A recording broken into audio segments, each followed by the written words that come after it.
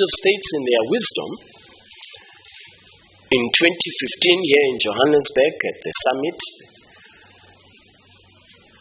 decided that as part of this integration, linear integration path, we must have an African continental free trade area, which will take us to, one day, a single currency, a monetary union on the African continent. So it is a matter of honor and privilege that we are pioneering this journey of Africa's integration. We all know that the character of our continent, smallness of national economies, smallness of investment capacity, industrial capacity, shallowness of manufacturing capacity, 42 currencies, trade patterns that take our economies somewhere else in another part of the world. This is the fundamental character of our economy for the last 65 years. Lack of global competitiveness. And so in the wisdom of the heads of states, they said, we must tackle this issue of fragmentation of Africa's market. And we must tackle this issue decisively, politically, economically, legally. 1.3 billion Africans, combined GDP of 3.4 trillion United States dollars, which is projected by the year 2035, which is projected to reach close to 7 trillion United States dollars. This is the capacity of our continent. But we are not going to achieve, in my view, in my humble opinion, we are not going to achieve that capacity if we remain in smallness of national economies, if we continue to say, I am this country, I am that country, I am that country. We are not going to be globally competitive. Let's look at the European Union. 72 years ago, started with 5-6 countries. They called it back then, you know it better than me, the European Coal and Steel Pact. And it has today evolved into the single largest and most competitive economic integration model in the world. Consider this. What is today the GDP per capita of Poland compared to before Poland joined the European Union? The Czech Republic. Think about how regional value chains were established to move outside of the EU as we know it, to countries that recently joined the EU, recently as in 25-30 years ago. Look at the job creation that took place in the Eastern European countries. I know that I'm preaching to the choir when I say that the opportunities that were created by market integration and economic integration in Europe have enabled better living conditions. I know that you are as convinced about this particular fact as I am. It is going to be extremely difficult to integrate our market. We cannot do it without you. We cannot do it without your support. We cannot do it without your implementation capacity. You are the only organ of the African Union that has the legal force that is well entitled to represent the peoples of the African continent. So I want to thank the President very much for this opportunity, because this is the year that the Assembly of Heads of States and Government said we must accelerate implementation of the African Continental Free Trade Area, so that these projections, the World Bank says by the year 2035, if we as Africans implement the African Continental Free Trade Area, the World Bank says we have an opportunity to lift 100 million Africans, 100 million Africans out of extreme and abject poverty and moderate poverty. We have an opportunity to increase intra-Africa trade by up to 81%, to increase and to contribute to Africa's combined GDP up to $450 billion by the year 2035. And what is particularly encouraging for me about this projection of the World Bank is that they say the most immediate beneficiaries of the African Continental Free Trade Area will be small, medium enterprises that are led by women, closing the gender salary gap by up to 12% by the year 2035. So we have an extraordinary opportunity. Yes, we are 65 years late, but we have an extraordinary opportunity as Africans to fundamentally restructure the economy of our continent, to establish regional value chains so that we get rubber processed in Liberia to make tires, we get copper processed in Zambia, in Ethiopia, leather processed, in the DRC, that we become the next frontier for the global economy. I was told, when I said this a few weeks ago, they told me, young man, you are naive. The men said to me, young man, I admire your youthful naivety about Africa. Africa has no capacity to do anything. Africa will not do anything. But the proposition I want to advance to you today, honorable members, is that 20, 30, 40 years from now, is there a reason why our continent cannot be globally competitive? Is there a reason why we cannot, as Africans, be as globally competitive as India, China, any other part of the world? I believe we can. The world is transitioning. By way of example, the world is transitioning from combustible engines to electric vehicles. Where are the lithium batteries that are going to power that transition? They're in Zambia, Zimbabwe, DRC. We have the capability, but in my humble opinion, what has evaded us since May 1963 in Addis Ababa, what has evaded us is the lack of economic integration of our continent.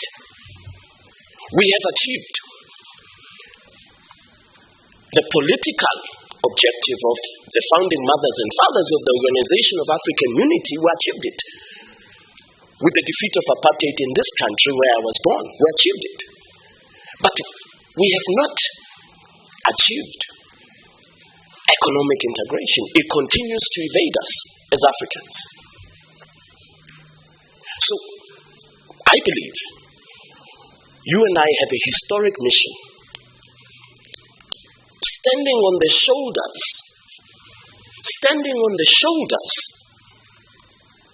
of our founding mothers and fathers of the Organization of African Unity, to continue and to finish the job that they started, the economic emancipation and integration of our continent. So, the African Continental Free Trade Area is not a trade agreement for people like me, bureaucrats. It is actually Africa's last opportunity. I do not believe we will have, as Africans, another opportunity Again, this is it. My wife says, you don't sleep at night. Yes, I don't sleep at night because of the heavy responsibility.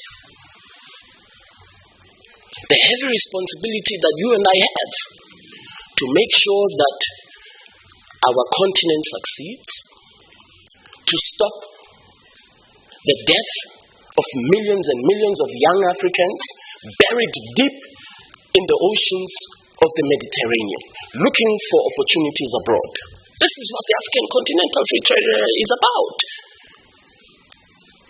If you look at Agenda 2063, the Africa that we want, this is one of the flagship projects. So we have a continental free trade area that encompasses the broad scope of Africa's economy. Digital trade, competition policy, investment protection,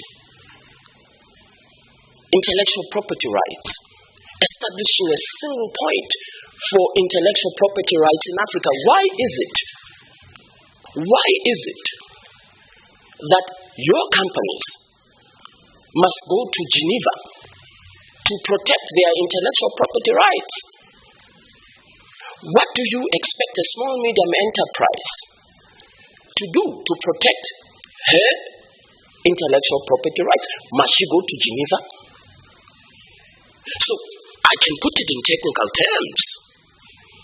I can put it in trade speak. But fundamentally, it is about Africa's economic interests, because thousands and thousands of our companies are protecting their intellectual property rights in Geneva when we are here on the continent. Why do we not have a single point of protecting our SMEs? Why do we continue to go down the path that the colonialists established, which is to say, Aripo or Wapi, you go there, French-speaking, English-speaking. Why do we do that as Africans? Why do we say a particular company must go and protect themselves in another part of the world? So, it is not just about trade law. What we are tasked with is a historic mission to fundamentally restructure the economy of our continent. I want to suggest to you this. There's not a single country in Africa, not a single country in Africa that can be singularly globally competitive. It does not exist. Not South Africa, not Nigeria, not Morocco, not Kenya. None of us can ever be globally competitive singularly, because the market is too small. We need one another. We need one another as Africans, as African economies, to integrate, to make sure that there's transit of goods, systems harmonization of customs, trade facilitation, movement of persons from this country to the other to power the global economy that we're in today. But they told me. Mais on m'a dit que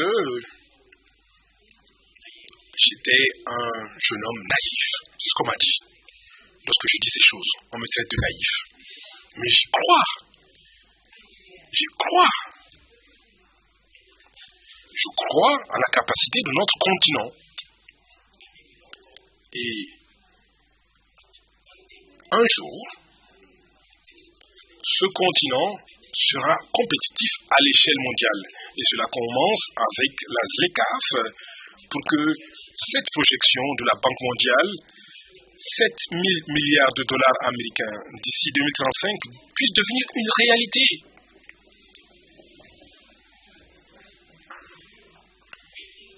Nous avons besoin de votre soutien parce que la ZLECAf doit être mise en œuvre au niveau national. D'abord, elle doit être internalisée dans les lois nationales et cela doit se faire avec votre soutien, vos capacités de mise en œuvre, pour ainsi dire. Nous ne pouvons pas le faire sans vous. Vous êtes les représentants du peuple. Les peuples de ce grand continent. Oui, effectivement, il y aura des défis. Comme nous le savons tous. Lorsque nous avons vu, par exemple, l'histoire de l'Union européenne, il y aura des défis. Il y aura un homme qui va se réveiller un jour et va décider qu'il veut être président sans être élu par les peuples africains. Il va se réveiller un beau matin dans les camps militaires et il va dire qu'il faudra être président sans être élu. Bien sûr, ce sont les défis auxquels nous serons confrontés. Et lorsque il l'aura fait, ceux qui ont le plus souffert ou qui vont en souffrir le plus, ce sont les commerçants aux frontières. Ce sont par exemple les femmes qui commercent aux frontières, qui sont les moteurs de l'économie aux frontières. Voilà donc les personnes qui vont en souffrir le plus. Donc bien sûr, nous allons connaître ces défis. Et l'Union africaine a été très claire. Nos chefs d'État ont été très clairs là-dessus. Ils ont parlé notamment des changements de pouvoir ou des prises de pouvoir non constitutionnelles. Ils ont été très clairs sur cette question. Le président Nana Akufo-Addo, quand il était président de la CEDEAO, disait la même chose. Et le président Ambalo est également très clair sur cette question. Changes of power and usurping power. So these challenges are going to be there. But I don't believe that these challenges must define. These challenges must not define our resolve. They must not. We have, as Africans, a very unique opportunity by the turn of the century. Consider this. By the turn of this century, 1 in 4 people in the world will be African. The largest working force in the world will be here. The largest working force in the world by the turn of this century will be in Africa. What is it that we, as Africans, are going to do to shape that particular projection, to shape it in a way that we determine the direction of the global economy? We fundamentally restructure the architecture of the global economy. I think we can do it. I think we can do it. But we are not going to do it as South Africa, as Malawi, as Zambia, as individual countries. We can only do it when we follow the path in the Abuja Treaty, in the Lagos Plan of Action, May 1963. And we have taken concrete steps to make that particular objective a reality. For example, in May 1963, our founding mothers and fathers said we must have a single point of payment in Africa. Today, working with Afrexim Bank, we have developed the Pan-African Payments and Settlement System. 42 currencies in Africa.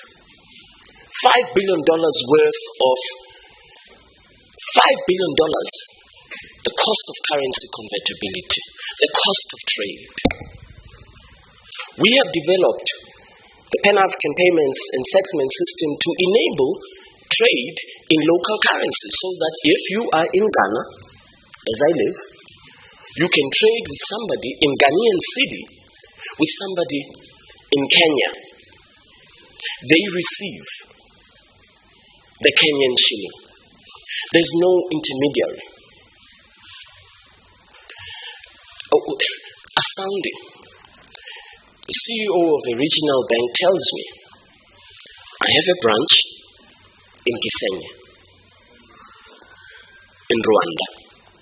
I have another branch 10 kilometers down the road in Goma, in the DRC. $65 million worth of transactions per month. But when I want to transfer funds from Gisenyi to Goma, I have to use a correspondent bank in New York. For days, $65 million is sitting somewhere else. We transact as Africans. 2019, we transacted on SWIFT $20.5 billion worth of transactions. Africa. We're using an alternative platform. So we've introduced with the vision of my senior brother, Professor Orama, my other senior brother, Dr. Adeshina, we are introducing tools, practical tools, to enable trade to happen. Infrastructure deficit, we all know, over $100 billion. But the infrastructure deficit of our over $100 billion actually, in my view, is an opportunity. My senior brother, Dr. Adeshina, said, I saw you on CNN saying that African Development Bank has invested $30 billion in infrastructure over the last 5 years. My brother, you are wrong. We actually invested $45 billion in the last 5 years. So yes, we have an infrastructure deficit, which is required. The infrastructure is required to ensure that we have support for trade. If you go, as I have, to any border on the continent, border crossing, you will see trucks lined up kilometers because we don't have interoperability of systems. We continue to use colonial systems. To trade amongst ourselves as Africans, we continue to use colonial systems. So we are saying, and with the leadership of the Assembly of Heads of States and Government of the African continent, that actually introduce a single system for customs and interoperability. It is not the job of heads of states to solve that problem. It's my job. They've set out the vision. My job is to make sure that those goods in Kasumbalesa, between Zambia and DRC, that they transit in a flower, that they transit in a seamless way. So, honorable members, the challenge that we have is immense. But I believe fundamentally we can do it. I believe we can do it. But we have to rely on you as the Parliament, as the African people's representatives, to make sure that what the World Bank projects, closing the gender salary gap by 11% by the year 2035, that particular objective becomes a reality. And young Africans stop being buried deep in the oceans of the Mediterranean. It is a matter of deep regret that as a continent, for the last 65 years, we have been in this condition.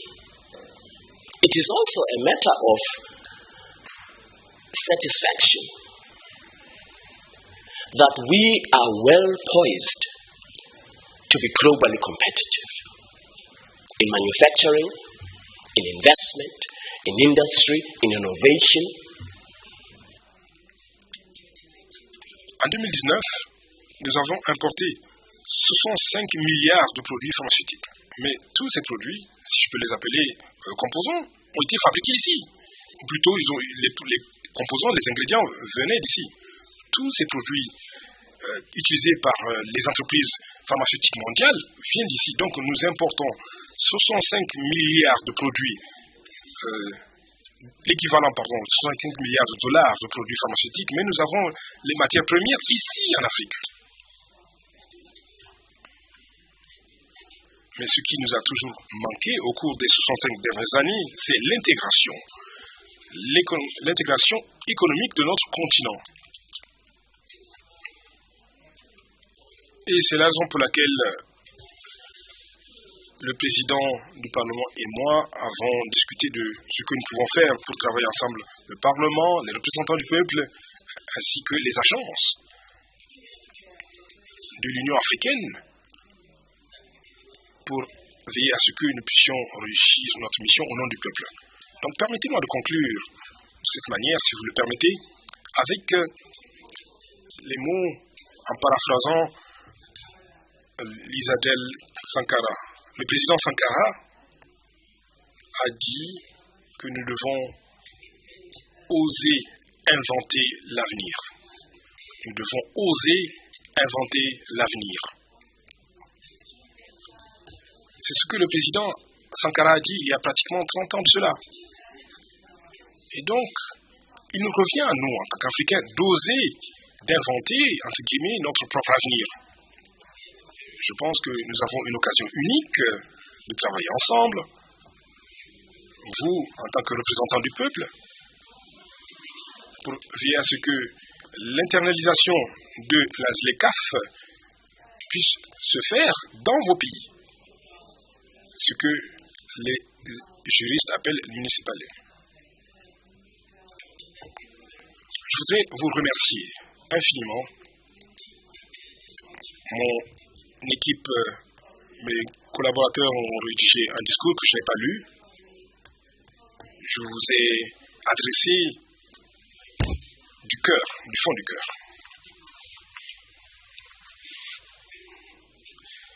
Il s'agit d'occasion auparavant de le faire. Et donc, la vision